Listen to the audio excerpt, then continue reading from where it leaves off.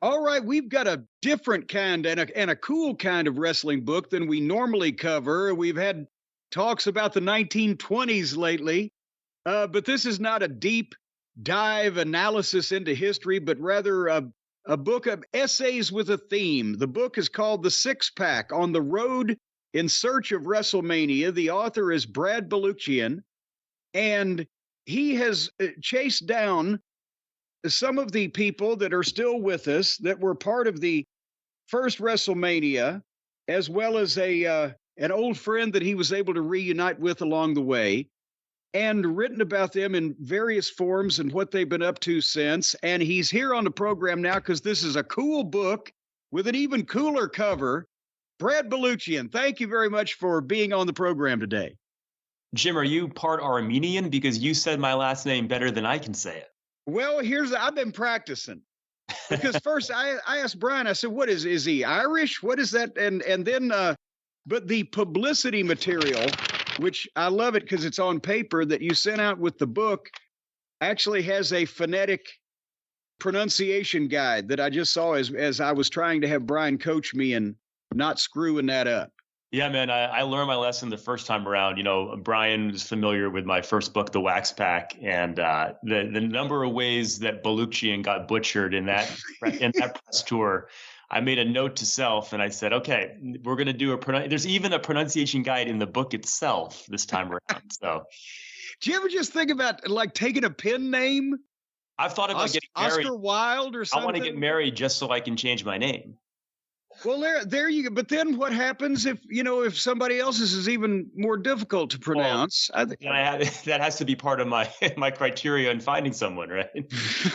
You should have heard what my name used to be until Anyway, the names in this book are familiar to all of the modern wrestling fans. There are chapter matches. The match lineup in the contents contains Tony Atlas versus Anthony White, Mr. McMahon versus Vince McMahon, Tito Santana versus Merced Solis. You're pitting the public persona with the private personality in an alliterative way on these guys as well. Sergeant Slaughter, Bill Eadie, the Masked Superstar, obviously Demolition, and Jose Luis Rivera and his many personas.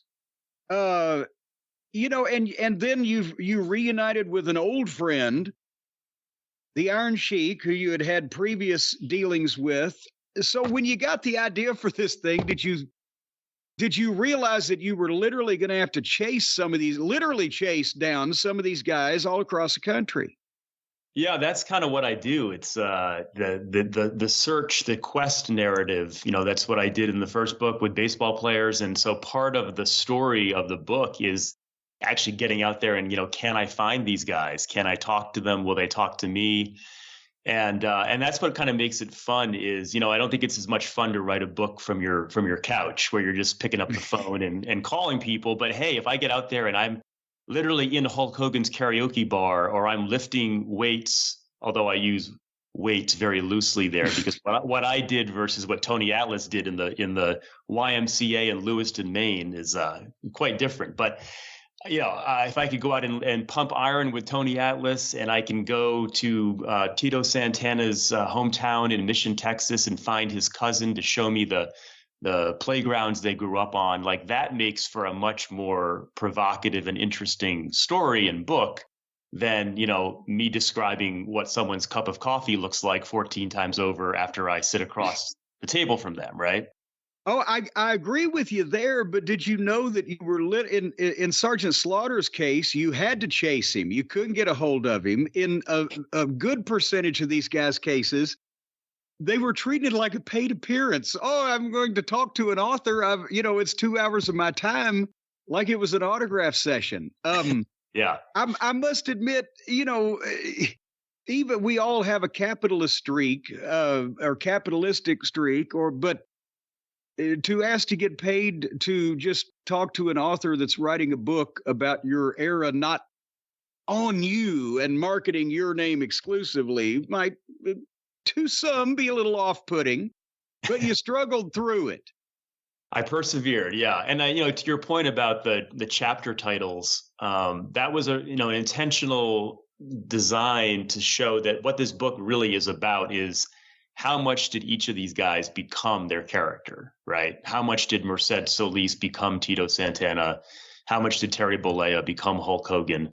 And that's really when you say, I appreciate you saying, Jim, in the intro that it's a different kind of wrestling book because it is. It's really about the humanity of these guys. It's really about identity and myth versus reality from a group of guys that performed in an era that I think has no equivalent. That stretch in the late '80s WWF where they were on the road for 330 days a year, taking a flight every single day, right? That was the pressure cooker that didn't exist before and hasn't existed since. But you couldn't go any further with that pressure cooker, or it would have blown up. There was no way to press human beings any farther, which is why so many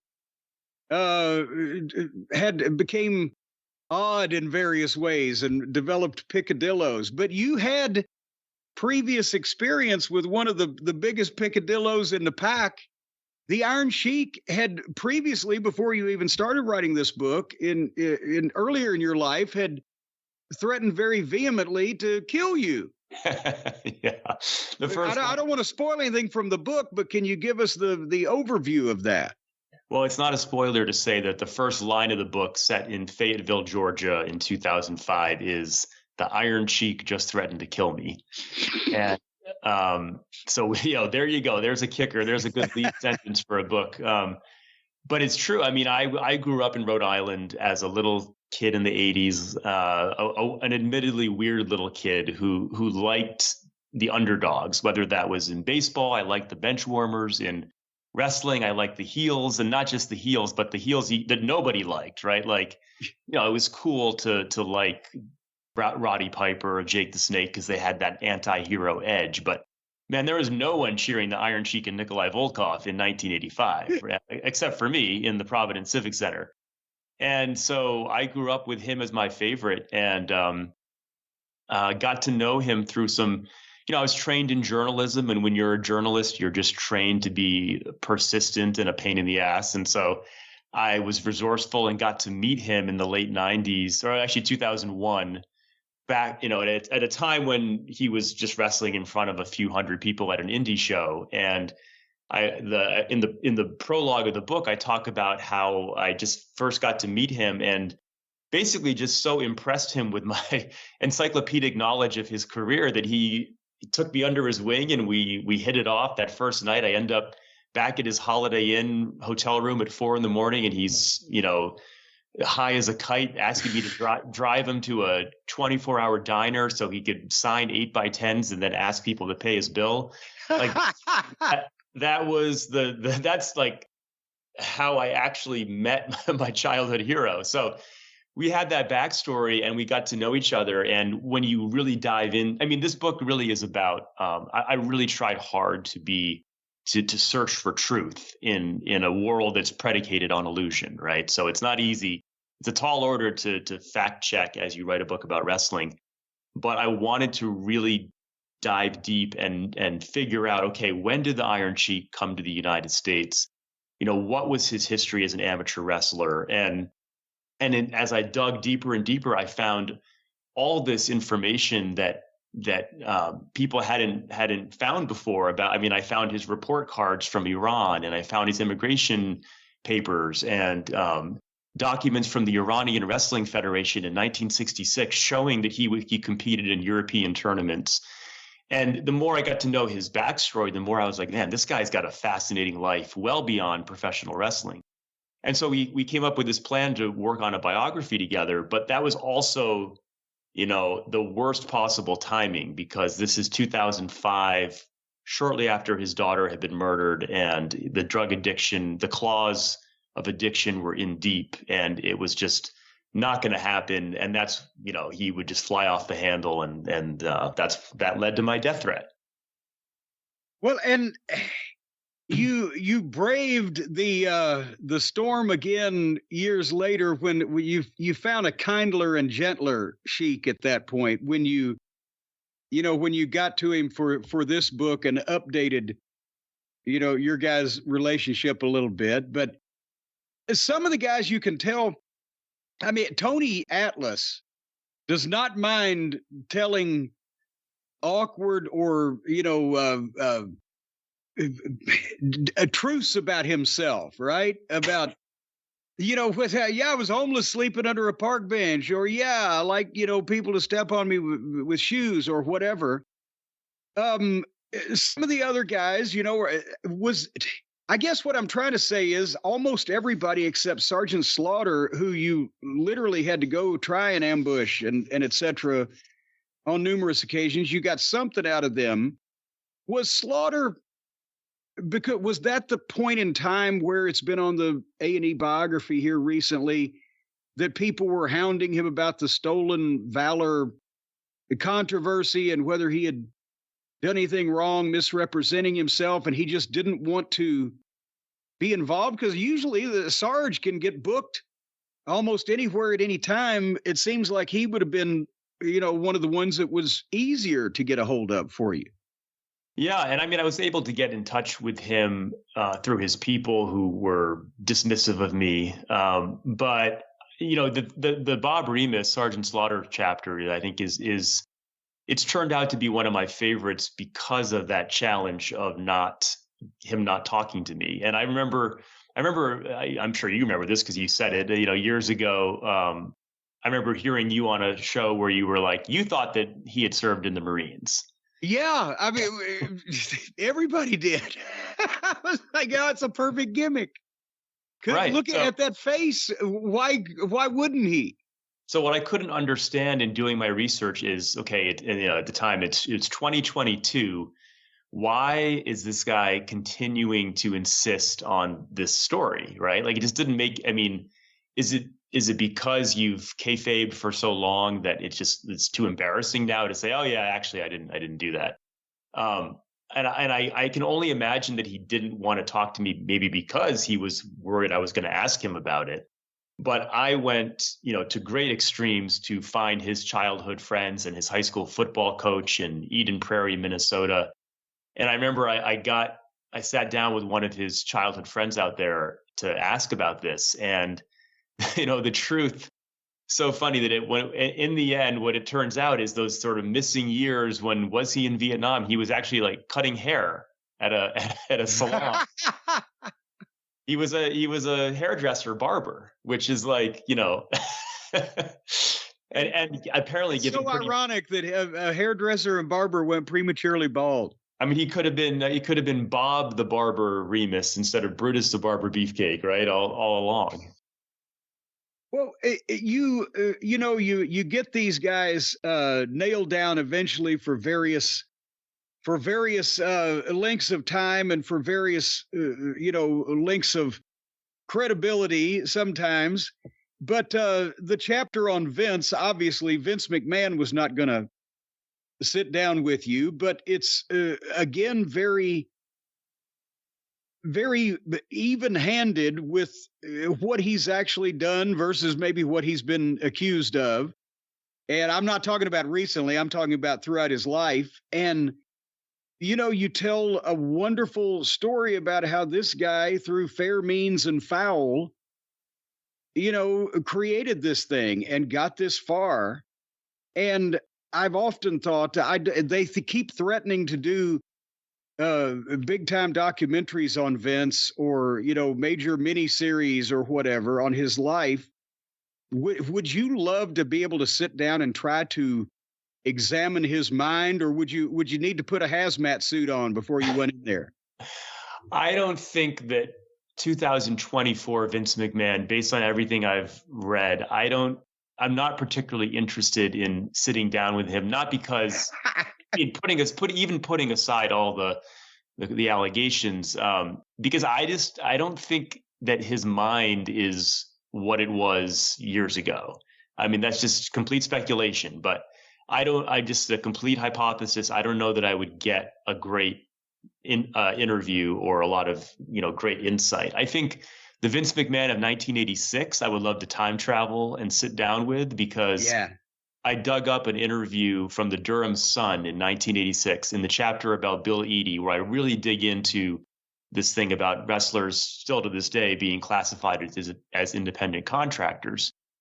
And, that's a whole nother story. But in that article from 86, in a rare kind of admission of responsibility, Vince said something like, there is some kind of an ethical responsibility that the promoters have for the well-being of these guys when being asked about working conditions. And so at least early Vince, pre-billionaire Vince, I think had some understanding of the responsibility and the power that he had. And somewhere along the line, I think that got completely lost.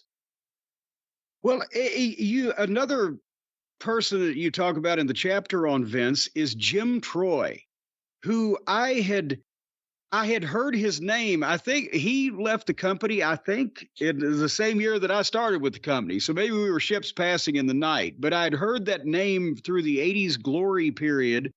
Jim Troy, one of the high-ranking executives. And I'm thinking, well, he's he was a bean counter or a CPA or whatever. Come to find out, he's a fucking hockey guy that Vince met when he was managing the Cape Cod Coliseum to prove to Vince Sr. that he could do something successfully. And he's more or less, a crony of Vince's that comes along for this ride and gets in that major position with a big company because he was there cronying with Vince. Yeah, he was like senior vice president of Titan Sports in 1983, around then. And I mean, that was one of the more fun parts of this, was I was able to fact check a bunch of things, because we all know, we love wrestling. There's so many diehard wrestling fans out there, and they're obsessive about information, but there's also a lot of false narratives and just false information. And so being able to really dig in there, like putting on my fact checker hat and my investigative journalist hat and dig into that initial expansion, being able to find Jim Troy, who linked up with Vince in 1981, and Mike Breen, who was a referee on those crazy Middle East tours that never get talked about from the mid 80s to Jordan and Qatar and Kuwait, and Nelson Sweglar, who was the head of TV production, and Bob McMullen, who was the CFO. I mean, Bob McMullen, man, he was the CFO of Titan Sports in 1983. He was the only person who would know what the books were other than Vince and Linda.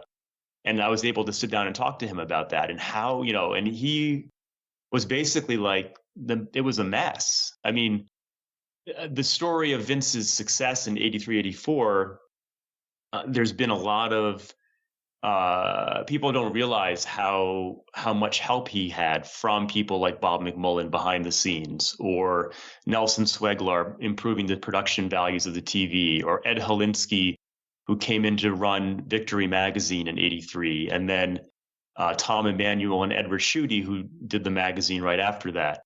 And of course, Linda, who's completely underappreciated in those early years. I mean, WWF Titan Sports, when they moved from Cape Cod to 81 Holly Hill Lane in Greenwich in the fall of 1983, was about 12 people, right? Vince buys the company for $1 million in 1982. It is a tiny, tiny little literal mom and pop with Vince and Linda and Jim Troy and Howard Finkel and Ed Cohen and Ed Holinsky and, Jim Barnett and a few others.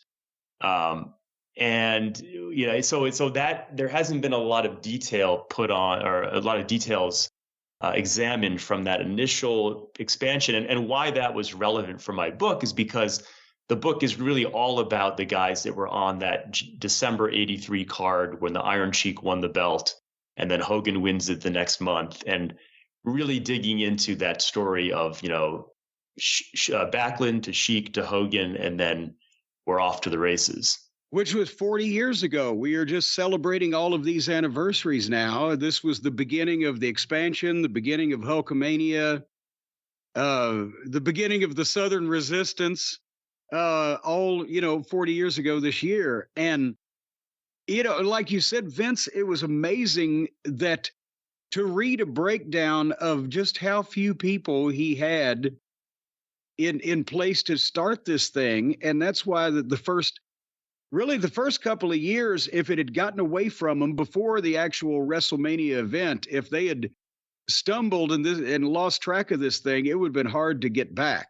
And then they were able to expand in terms of office staff and people involved and get a better base. But for a very early on, as you said, it was mom and pop and a few of the kids.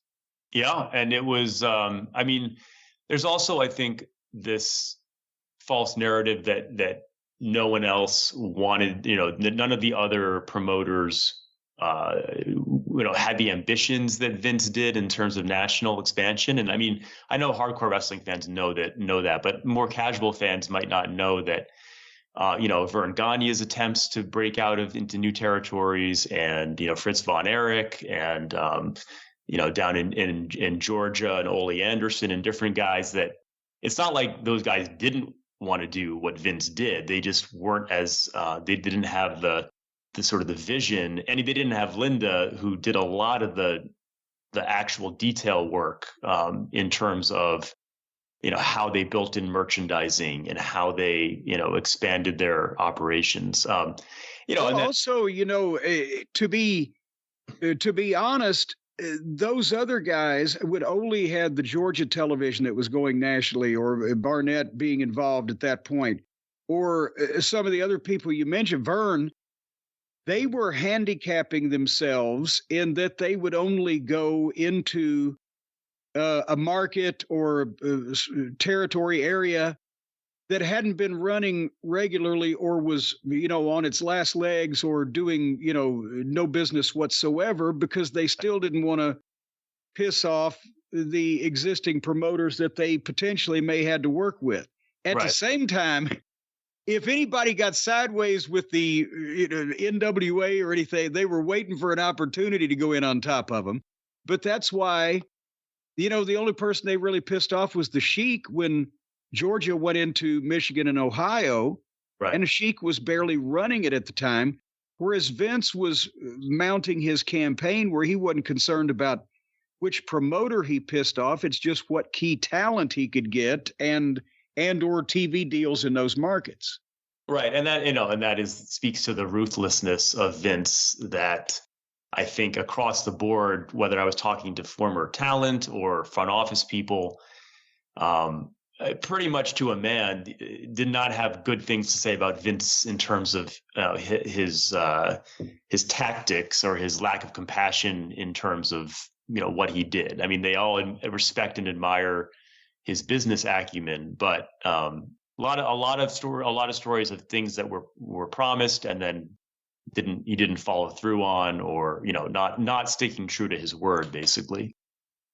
Well, and I've been around Vince enough that there is always some mitigating factor that he can find, that he can justify. Well, I don't need to honor my deal because and even if it's a stretch worthy of Reed Richards and the Fantastic Four, it means it makes sense to him, I guess, if that makes sense to you.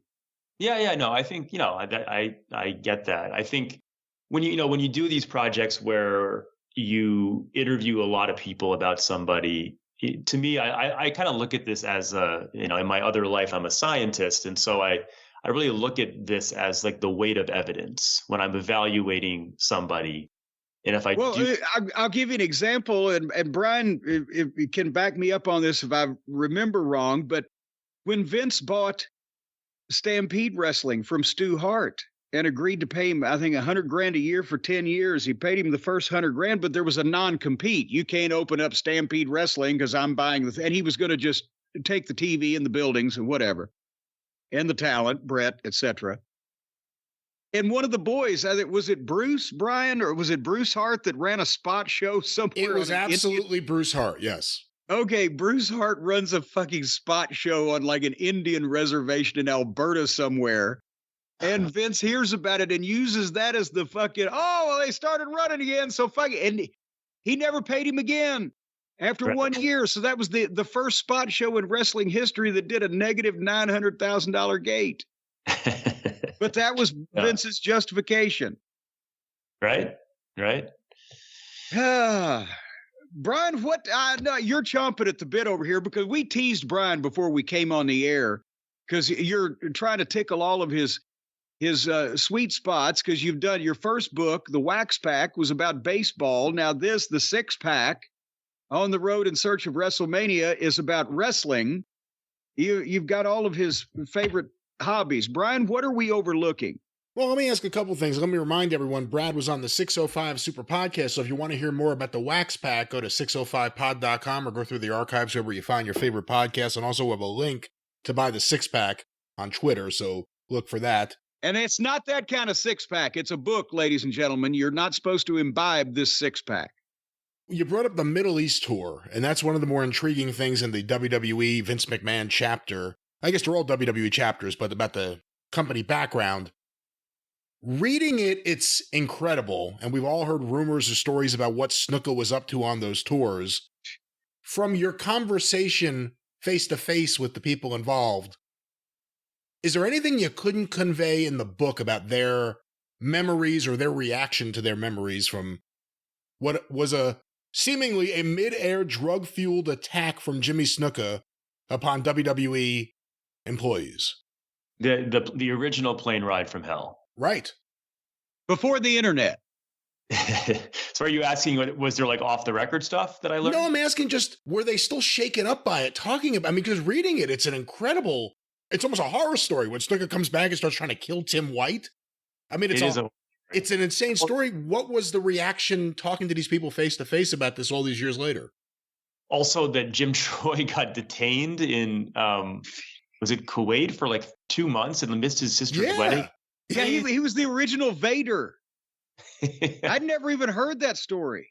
Crazy stuff that so I think Jim Troy had a more matter of fact. Jim is sort of like, Vince's ride or die, right? Like he was, the stories that Jim Troy, I'm sure, could tell, which he'll, I'm sure, never tell from those early years, they're nuts. And so I think that Jim is a loyal soldier to the end for Titan Sports. And so he conveyed all that with kind of a smirk and kind of like, yeah, that was crazy. Mike Breen, the referee who was at the center of the fight with Snuka, had a more, I think, traumatic view of it in that, Mike Breen's he was a guy that was on that same hockey team in 1981-82, the Cape Cod Buccaneers, that is how Vince first met Jim Troy. And, this guy, Mike Breen, he was an enforcer. He was a fighter in hockey and young guy, a lot of testosterone. He and Jim and Vince were partying together in those days. And Vince was like, hey, man, we're going to build this thing. Do you want to come along for the ride? And so Mike became a referee and he would sell merchandise and really close friends with Tim White, who was just starting then. And Mike did a couple of years with the company. And then basically he was like, man, like, this is not for me. And at some point had to tell Vince, like, I'm sorry, Vince, I can't keep doing this. And Vince was he was shocked. Like, what do you mean? Like, how could you not like this?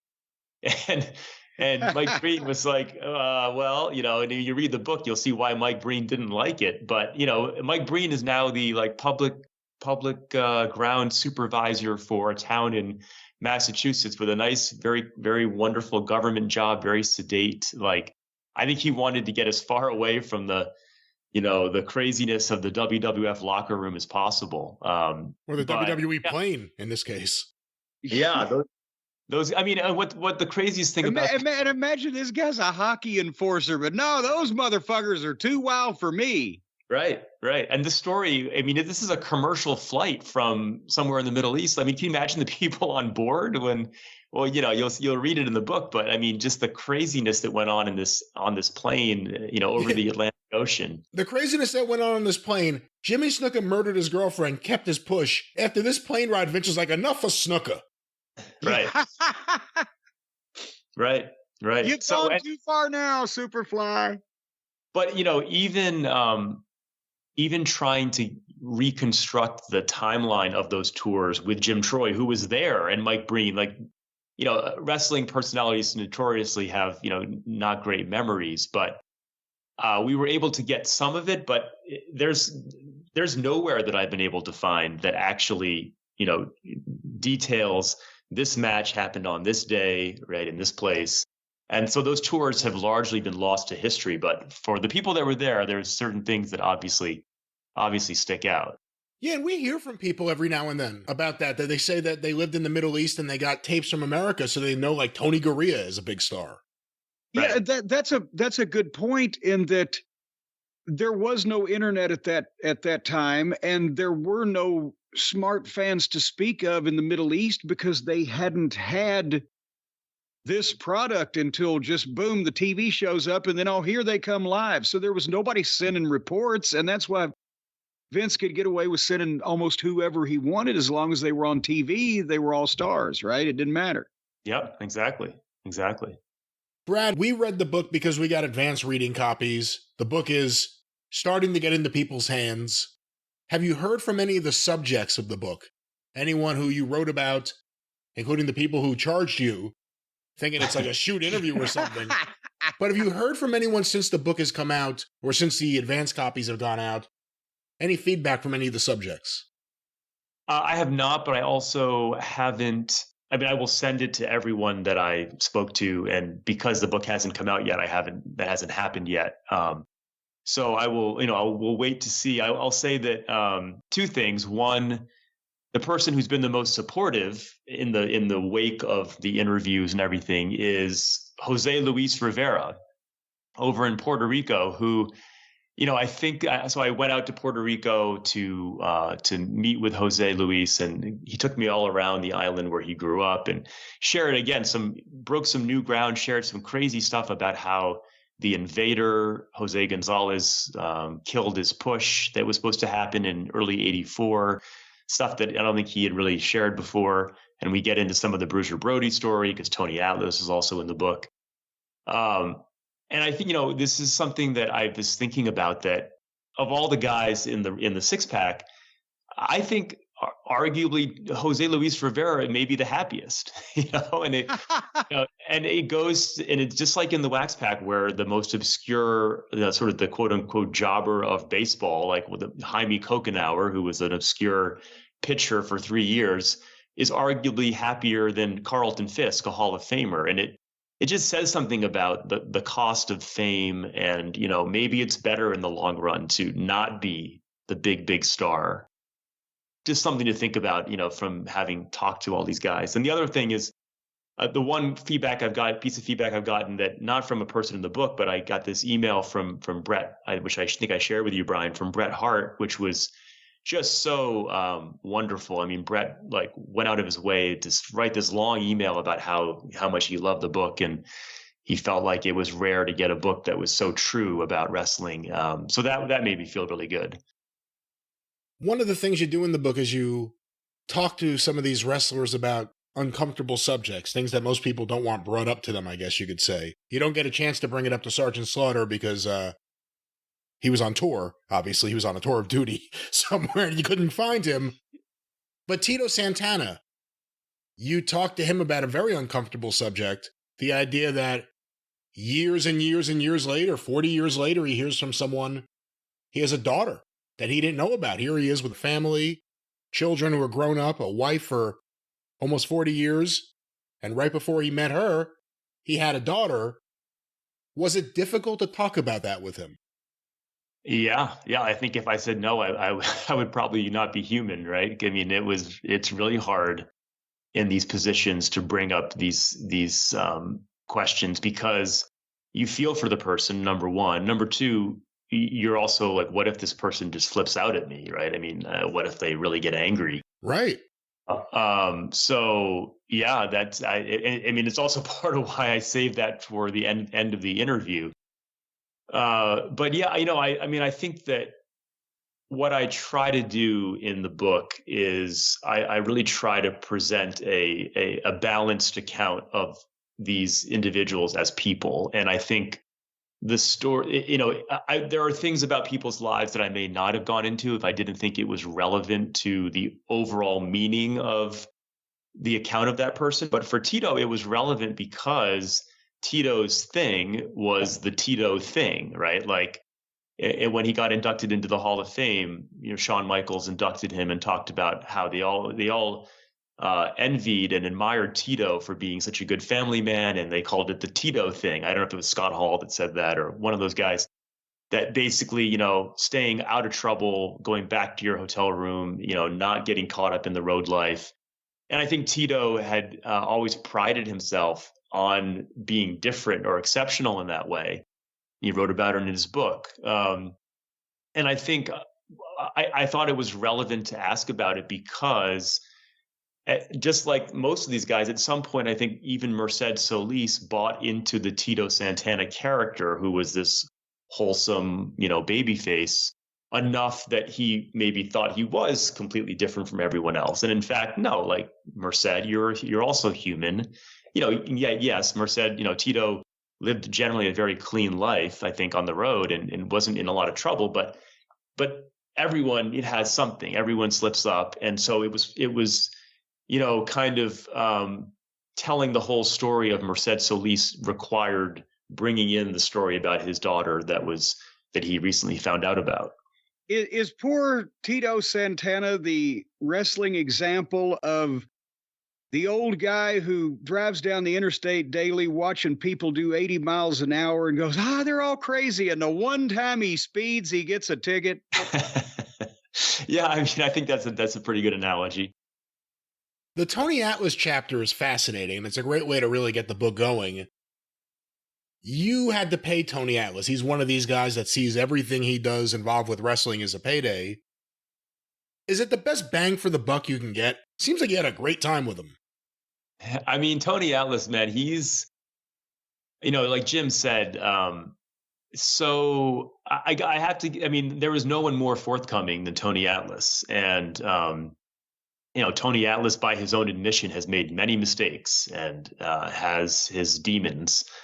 But I think of everyone I spent time with, he was really the most forthcoming and the most, I felt like he was just completely open about whatever happened in his life. And maybe that's because so much happened that he got through. And, he seems to be in a good place now, all these years later. But he was, I didn't feel like I could, and I felt like I could ask him anything and he would give me a full-throated response. And then you went to his hometown. You actually met his childhood friends, or I guess, was it friends or just people who knew him when he was a child? Yeah, that was crazy. There's a certain degree of serendipity that I benefited from in this book.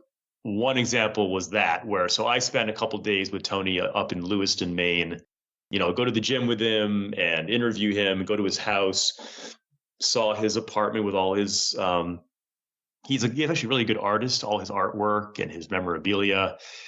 Actually went to the hospital or the assisted living facility where his wife lives and got to meet her. And then, he tells me this backstory of this crazy childhood in Western Virginia, not West Virginia, but Western Virginia in Low Moor, where he told me that he actually, when he lived in a boys' home or an orphanage for a few years when the state took him away from his mom's custody. And he said he had to fight every day to not get raped. Just insane stories. A local farmer stabbed him in the back with a pitchfork. The racism was out of control. The stuff he grew up seeing, right? Crazy. So I went to the little town in Virginia where he grew up. And I'm in my 2012 Ford Fusion sneaking around town at 10 miles an hour, which in a town that size still takes about 30 seconds.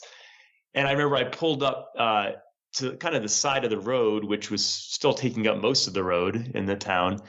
And I felt a car pull up beside me, and the person rolled down their window and they said, what are you doing here? And I said, well, I'm looking for Tony. I'm just doing a book on Tony Atlas. And the guy's like, oh, yeah, Tony, I grew up with him. So, that's the kind of crazy shit that you can't make up, that just such a small town that I ended up just bumping into someone that ended up taking me to another guy who told me stories about him as a kid. And yeah, it was worth the trip to go find, go to his hometown.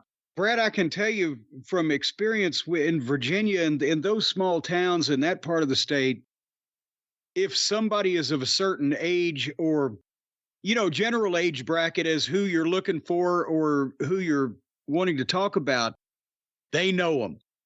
Yeah. They remember them. And especially if that's what the secret to a lot of wrestling companies' success in those days, the 50s and 60s, was those spot shows and into the 70s where nobody from those towns was ever on television. Nobody from those towns ever saw somebody that was on television in person. So not only when the wrestling stars would come to town, they didn't get pro baseball players or whatever, so that was a big deal. But when somebody from that town, Tony becomes Tony Atlas on TV and people see him, I'm surprised, they don't have a sculpture. They would have erected a statue because that's unheard of in a lot of those towns, especially back in those days. Yeah, no, that's exactly. And that was the case with Tony. But then, you contrast that with Bill Eadie. I went to Brownsville, Pennsylvania, where he grew up. And I think I was trying to think about this when I was thinking about back to that theme of like which of these guys became their characters and which didn't. And I want to run this by both of you that my hypothesis for why Bill Eadie didn't really become his character, and maybe the only one that really didn't, is because he was always under a mask. He never, his face was never actually shown. Yeah. As one of the Mongols, but then he was disguised by the fact that he had, the weird haircut and blah, blah, blah, looked completely different. And then he spent 10 years under a mask, and he didn't have to carry anything on in public, just going to and from the building, from the parking lot into the arena and back, when he could go to the mall and people might say, well, look at that big guy, but nobody would recognize him. So he didn't have to keep up anything in person outside the wrestling setting. Yeah. Were you aware, Jim, that that's the story that I wrote about how he fought Vince for 10 years in court and ultimately prevailed in a way that few have? Well, this was the first time I had seen a detailed breakdown from start to finish of what the bone of contention was, how it drug on, and then how it was settled. I knew that he had significantly uningratiated himself with the WWE offices by filing a suit and getting something out of it. Yeah. Yeah. Well, and I think, and maybe you have some insight on this, that the thing in that suit that really stood out to me was that when Vince made that transition from closed circuit to pay-per-view around 1988, in those early pay-per-views, yes, he gave the guys bigger payoffs for being a pay-per-view, but he didn't share any of that pay-per-view revenue, those gates or the money from the actual pay-per-view purchases with the talent beyond bumping up their pay a little bit.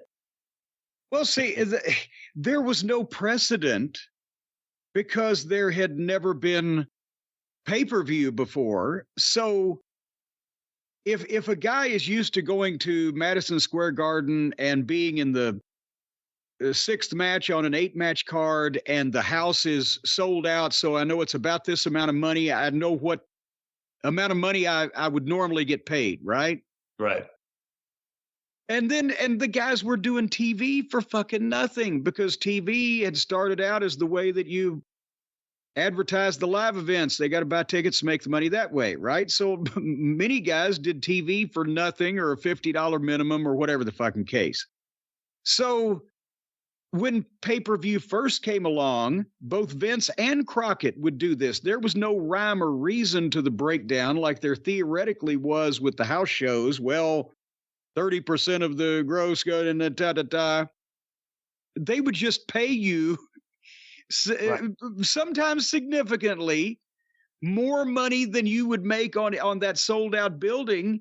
And you're like, oh, wow, this pay-per-view is great. But we didn't ever know how much was actually coming in to know if that was a fair estimation of the payoff or not. And there was no real way to question it, because how you would have had to have a lawyer sue Crockett or Vince to open your books, and what'd you get from the pay-per-view and blah blah blah and all that stuff, and then you'd lose your job. Right, and that's kind of what Bill Eadie did. And that's what, and there you go. And that's what I mean. So as part of my investigation, I was always thinking, like, where are these little pivot points where Vince finds a way to, really pump up his revenue and lower his costs? And one of them was the Middle East tours in the mid '80s, right? And one of them was the boilerplate contracts that give guarantee of $0 on any merchandising for any talent. One of them was the pay-per-view thing where, he's making, I mean, think about how much money he's making from those early pay-per-views where he's just taking, all that extra revenue beyond the live gate. It can explain, why he was able to just keep the money coming in. But the thing about the lawsuit, I was able to get a lot of those internal WWF documents from that era that show like exactly how much talent got paid, or what the attendance was, and how much was paid on merchandising for various things. And so that was actually, as a writer, that was kind of a gold mine to be able to find all these documents that have never been seen publicly and never been digitized before. So I have a bunch of that stuff that I think wrestling historians will really appreciate. I'm going to be putting that up on my website, thebradpack.com, once the book launches, and kind of getting a lot of that stuff out there.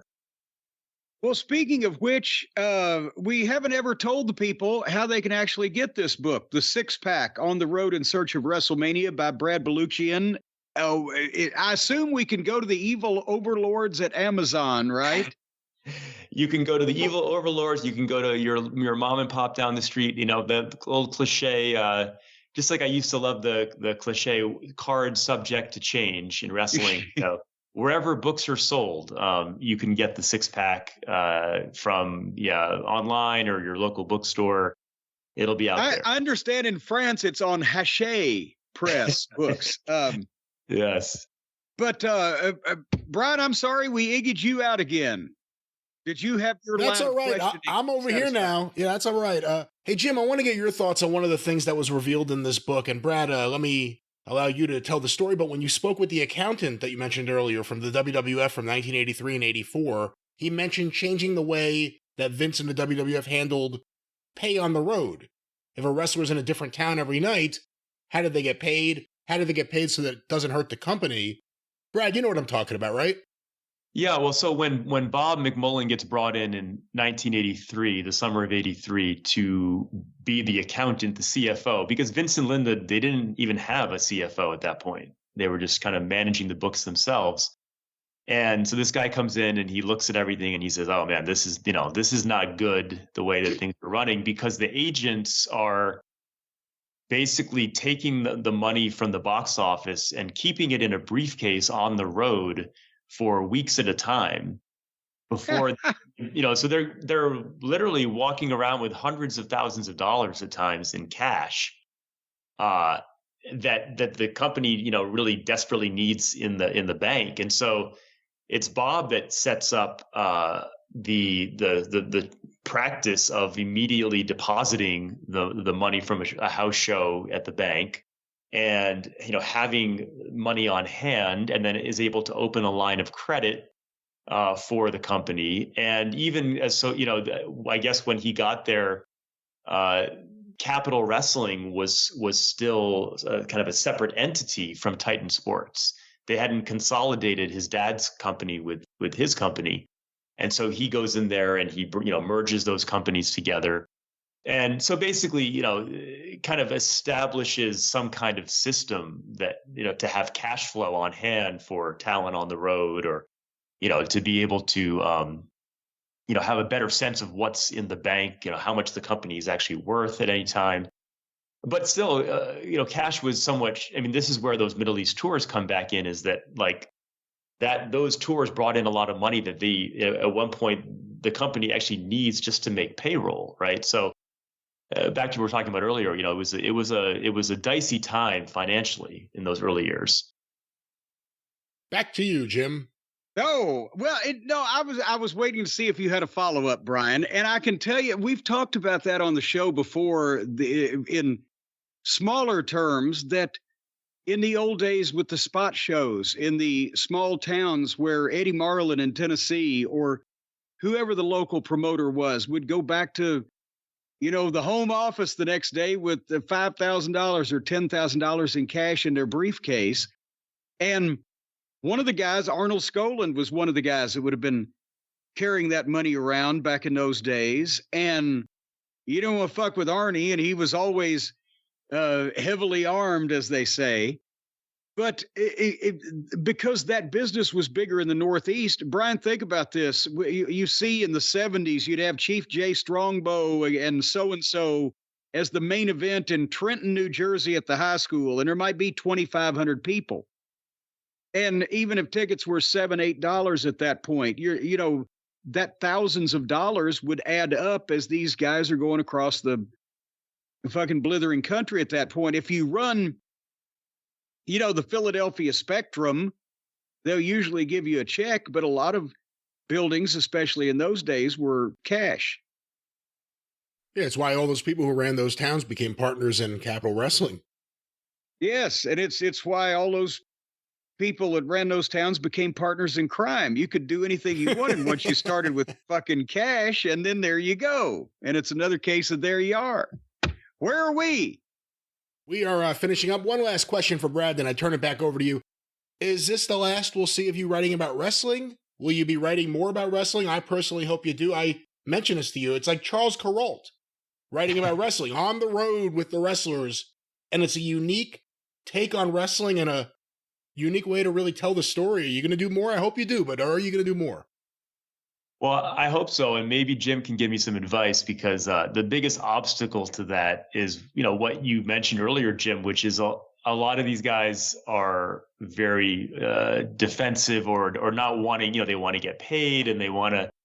So it's, you know, I found it actually more difficult with the wrestlers and the baseball players to get them to participate and to talk to me. So you've been around the business a long time, Jim. Any advice for me?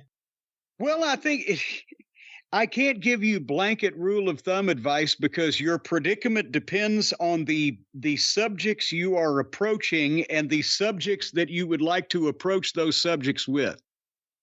Right. And I will say from general experience that if you tell a wrestler, I'd like to give you a bunch of publicity and tell people how great you are, if you start with that, their ears will stay open for a little while.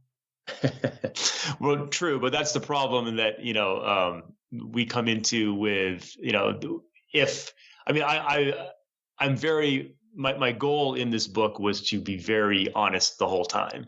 Oh, I'm not saying you can't be honest. I'm just saying you should lead with that. Right. And then get to the fine print. Because if you say, look, I'm going to write a fair and balanced analysis of your, oh, fuck you. Right. Yeah.